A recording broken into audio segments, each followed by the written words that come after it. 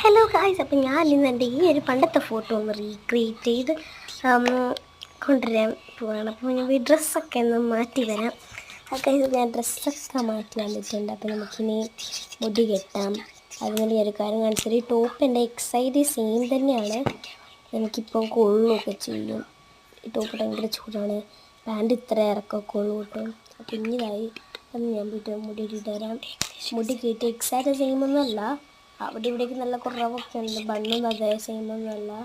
മുടി എനിക്ക് അത് എക്സാക്ട് സെയിമിലിടാൻ പറ്റുന്നില്ല, കാരണം എനിക്ക് മുടി കുറച്ച് വളർന്നു.